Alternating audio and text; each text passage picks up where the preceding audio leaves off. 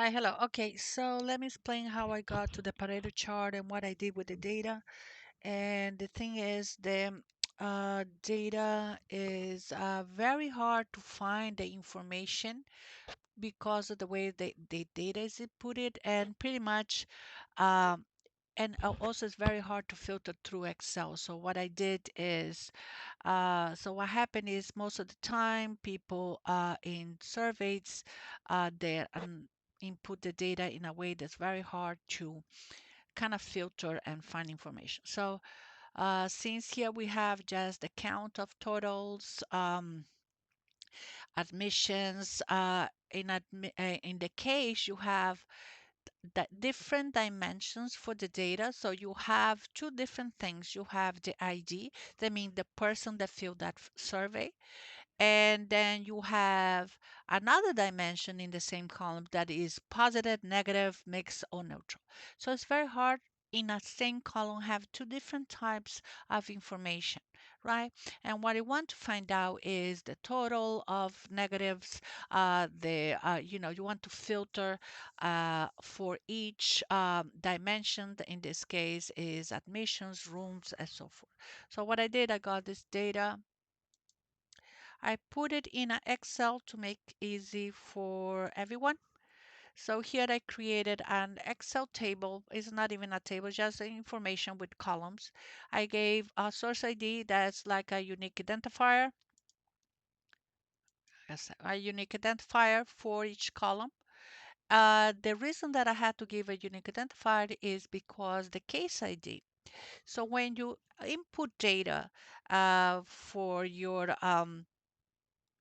filter and to find information in here in the survey, the same ID is not unique, is unique for that person, but in here, a person might have given more than one negative, positive, neutral mixed information. So this case ID is actually repeated because you might have given information for admissions, for rooms, and so forth. So this is not actually unique because it's repeated in our data. So we cannot use that for unique identifier at a row, right? Because it's is multiply, is duplicated, right? So, and then you have in each row, you have a result that's either positive or negative, and then you have a comment, and then the comment we're gonna use to find the affinity diagram. Okay, so what I did this. I saved that file as a Excel 97-2003 and a CSV.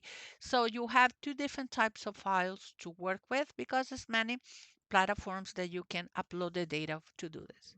So you still can use Excel to do this, but it's not a very good tool to do some things. All right, if you know how to use it, you should use Excel, but I personally use something else. All right. If you guys want me to go in that what I did, I can do that. So let's go here. Let me get a new query here. So here it is. I created here in MS SQL Server is a database. Only has one table because we don't have any other. I'll add another one for the negatives, but so far I have one. And in the table here, I imported the data from the Excel. Let's see. Right? And in here I have the same data that I had before. So what that does is allows me to search. For example, I have admission positives, admission negatives, but I only want the negatives and I want the totals. If you go to the Excel, you actually can look at that and find the information. But you actually want to query this. So here let's go look at this one. The first thing that I query is I wanted to get only the negatives, right?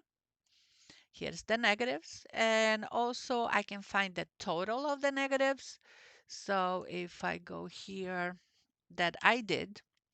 So here we want to find the total. So we want to count the results, right? We want to count the results. And here we're going to delete this because we don't need it. We just want to count the total results. Uh, And if you want to know how much is the total results, this is the total amount. So what is that useful for? So if you know the total amount, you know that out of, you had to find the amount of the total of every entry. And if you count, let's say, let's go back here before this. Let me explain this a little better.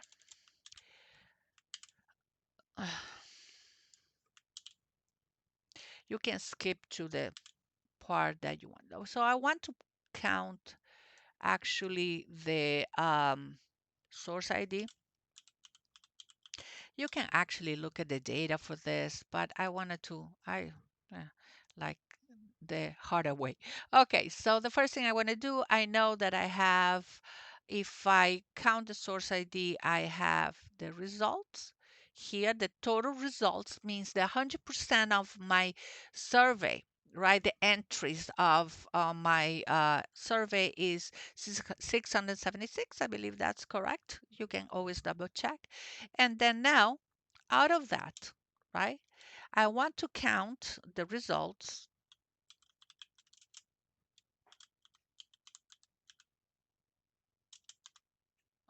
only of the negative. So because actually we are only looking at the negative, so I have my total here. So actually here I have the total. And then I went on and look of each of the results. So let's go see the negative. So I have 305 and is here in the Pareto chart here that I put. So it's 305 negative. So I run a query for a positive, mix, and neutral. So now I can know the percentage of out of that 100%, 45% negative. And it's actually that's really, really high because it's almost 50%, right? So that is not asked, but it's kind of you want to know, you want to understand the problem. I feel like I'm teaching you guys, but it's I just want to show you what I did and make sure that everybody understands. So I kind of want to go back before I go to the Pareto chart, right? And then I found the totals for all of that cases, the results of that case types, room, visitors, discharge, and overall. And then I went on and finding the totals for each individual one. And the amount is 35. You can even go, and here you have the percentages, the cumulative. There is some videos that I use myself because I don't do Pareto charts. So I looked the video and found the results. You can double check that correct. And then I went then plotting this with a chart and like insert and charts. And I selected this, right? All right. Now, what did the data says? So if you look at room visitors, discharge, and overall test treatment and nurses, you see this one, two, three, four, five, these six dimensions here are the cause of almost 80% of the negative impressions that patients, visitors, and overall have of the services, right? So that's the answer for your Pareto chart. Did that I put the answers here? Actually, I did. Let me, you should actually wrap text. Okay, so room visitors discharge overall, test treatment, and nurses represent almost 80% of the negative feedback for the hospital, right? So that's how I got to the answers of the Pareto chart. All right, so if you want for me to go over how I do database, I do teach this, so I can do that. If it's not, this is okay. I'll do another video for the affinity because here is the thing. So here is all the negatives. You are supposed to put a X on the ones that you found the data to. So I actually run this in the here in the database. I already did run it, I guess. Here is the total. This is regular negative results. No, what is it? Oh, here. So here I ran this and then I realized that, oh no, this is not it. I think I close it. Anyway, let me see if it's this one. Yeah.